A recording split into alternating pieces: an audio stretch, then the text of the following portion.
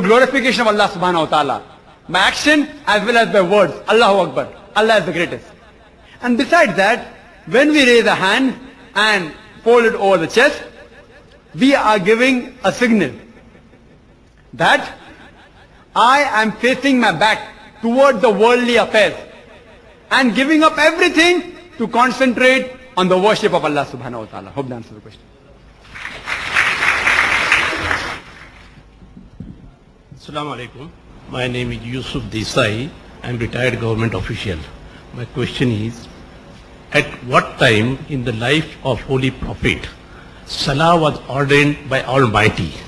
And what are the achievements of Shab-e Miraj? These two questions I think are related. Therefore I put the questions. The brother has a question that at what time, exact date he wants, was a beloved Prophet ordained to offer Salah, and what is the significance of Mi'raj in connection with Salah. Brother, exact day, like how we know when he died, when he was born, we don't know. But it was towards the early part of his prophethood. Because there are hadiths telling us that how did Archangel Gabriel show him to offer Salah. What he did, he put his foot in the ground and then water gushed forth from the ground. And Archangel Gabriel, he showed to the Prophet how to do wudu. And he showed him how to do Salah. Same thing the Prophet came home and repeated in front of his wife Bibi Khatija, may Allah be pleased with her. So it was ordained in the early part of his prophethood.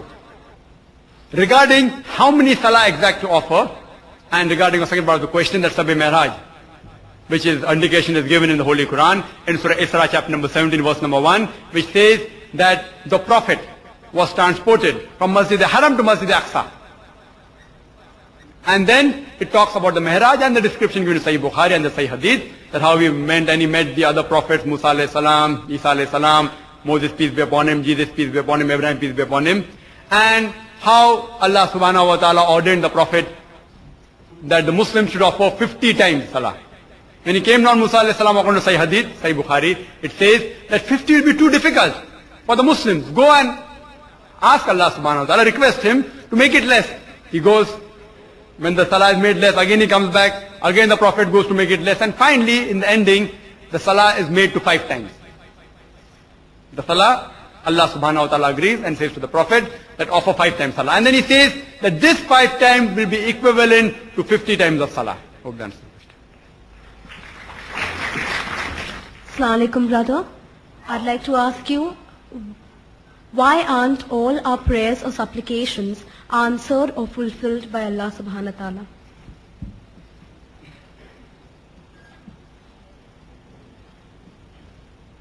The sister posed the question that why are all our prayers not answered by Allah subhanahu wa ta'ala?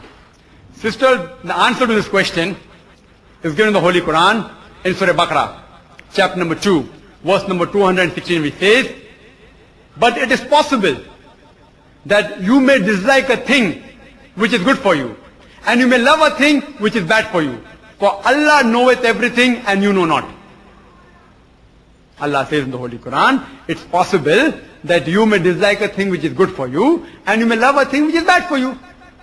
For example, if a very religious, pious person, he prays to Allah subhanahu wa ta'ala that please give me a motorcycle so it will help me in traveling, and his prayer is not answered. People will say, what a pious person, religious person, why is his prayer not being answered? Allah subhanahu wa ta'ala knows that if he acquires a motorcycle, he may have an accident and he may get crippled. As the Holy Quran says, that you may love a thing which is bad for you. Allah knows, you know not. Once, there was a very rich businessman who was going to catch a flight to London to click a deal which would fetch him a profit of more than ₹1 billion. When he's traveling towards the airport, unfortunately, there is an unusual traffic jam on the road, and he's unable to reach the airport on time. By the time he reaches the airport, the flight has already taken off. He misses the flight. He says in a very sorrowful tone, this is the worst thing that has happened to me in my life. While going back home, on the radio in the car, he hears the latest news that the flight which he was supposed to catch, which was going to London, it crashed. And all the passengers in that flight, they died. So the businessman says, this is the best thing that happened to me in my life. A few moments ago, he was cursing the traffic jam. Because of the traffic jam, he lost billions of rupees. A few moments later on, he thanks the traffic jam because it saved his life. As the Quran says, you may dislike a thing which is good for you. Allah knows, you know not. Allah knows that the life of the businessman was much more precious than the billions of rupees he was about to earn. Therefore, if you analyze that whatever you ask Allah subhanahu wa ta'ala, many a times He does not fulfill your prayers. He does not answer your prayers. And it's mentioned in the Holy Quran, in Surah Shura, chapter 42, verse number 27, that if Allah were to increase the provisions of His servants, they would surely transgress all bonds on the earth. For Allah gives it to them in due measures, and He knows what He gives. The Holy Quran says in Surah Baqarah chapter 2 verse number 186, that when they ask thee concerning me, tell them, I am close to them. I am very close to them.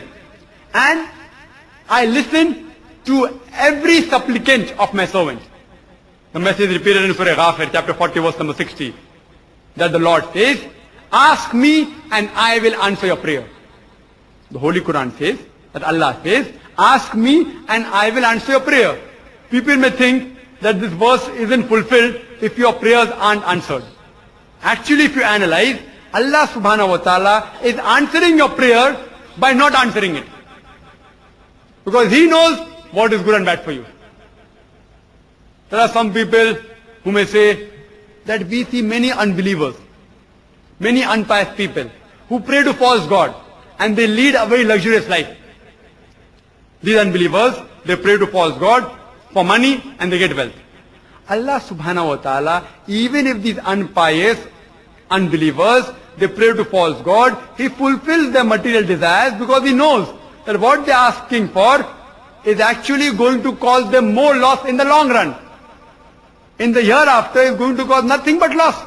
The true believers are those, irrespective whether they are rich or poor, whether in good times or bad times, they yet believe in Allah subhanahu wa ta'ala. As the Holy Quran says in Surah Nur, chapter 24, verse 37, that by the believers who neither traffic or merchandise can divert from remembering Allah subhanahu wa ta'ala, from establishing prayers, from giving regular charity, from humbling themselves. For these people only fear that day on which heart and eyes will be transformed. They only fear the akhirah, the day of judgment, which is the final day of accounting. A true believer always says Alhamdulillah, irrespective of whatever happens. Alhamdulillah means praise be to Allah. Even if he goes in loss, he says Alhamdulillah. Because he has faith in Allah, that if Allah allowed this loss to be incurred, it has to be beneficent for him in the long run. In short, a true believer believes in Allah that whatever happens, happens for good. Hope that answers the question. Assalamu alaikum. My name is Nayyar Azam and I'm an engineer by profession. My question is very close to the question posed by from sister side in the beginning, that the Jummah khutbah, which is not a part of the Salah, is